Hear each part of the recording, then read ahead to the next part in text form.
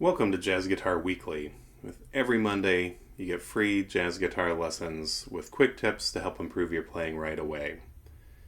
Get free lessons in your own inbox at www.jazzguitarguide.com/email. This week's chord of the week is a Gm7 chord. Right? And so this is built with a root, flat 7, flat 3, and flat 5. The way I like to play it is with my middle finger on the root and barring my ring finger across the flat 7, flat 3, and 5. Other ways I've seen people do it, I don't like this one, but it's pointer finger, middle finger barring, pointer finger and ring finger barring. Neither of those work with my hand very well, but they might work for somebody else. This works for me, and it's the fastest for me. This one also is okay. With a finger on each note, the pointer finger on the root, middle on the flat 7, ring on the flat 3, pinky on the 5.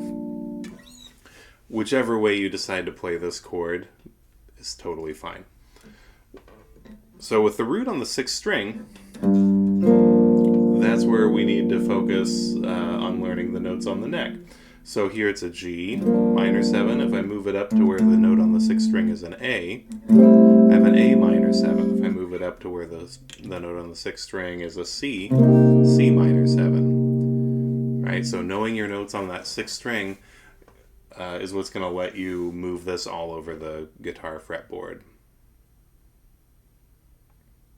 So to put this into a 2-5-1 progression, this is going to function as the 2. So I've got a 2. I'm going to play a C7 sharp 9 as the 5, and then an F major 7 with a root on the 4th string.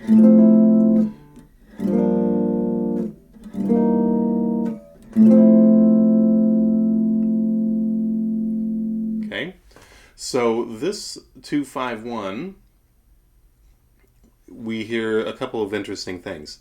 The top note moves up chromatically.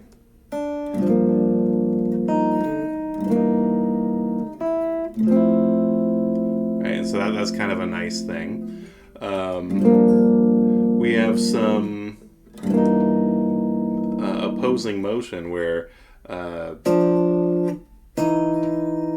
that's happening between the 1st and 2nd chord.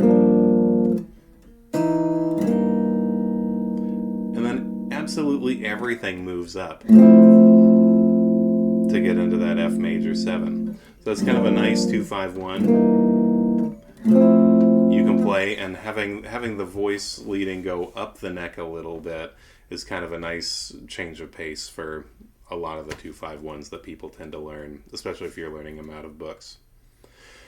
So that's the 2-5-1. Okay. To solo over this Gm7 chord, I've got a section of the Dorian scale that starts on the root, goes up to the flat 3 and back down, and through just the Dorian pattern. So flat 7, 6, 5, 4, flat 3, 2, 1, down to flat 7 and 6. Just to, if we're playing a note on this string, we may as well play all 3 that we can easily reach. As a practice example for this is how it's going up, down, back up. Right? And this fits under the footprint of that chord.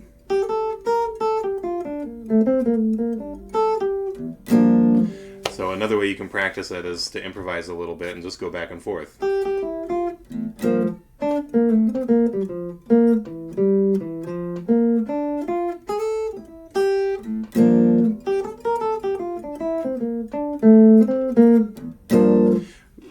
that's another viable way to practice that line. Now a 2-5-1 that you can play works through the arpeggio of G minor 7, starting from that root. And instead of hitting the root at the bottom, so root, flat 7, 5, flat 3, instead of going to the root, I'm going to go just down 1 fret to the 9 and walk my way back up. When I hit the C, I'm going to hit the sharp 9, flat 9, root, flat 7, 6,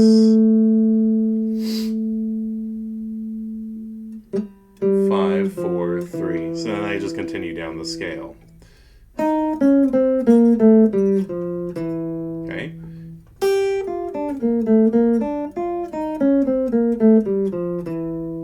Alright, and this sets me up to play the 9 of the F major 7, root, 7, root, and I'm just going up the arpeggio to land on the 3.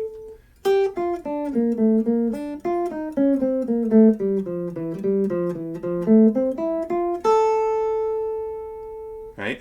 So that's kind of a nice line we can play that leans on the arpeggios pretty heavily, hits the sharp 9, flat 9 on that C7, and just resolves with some nice arpeggio work on the F major 7.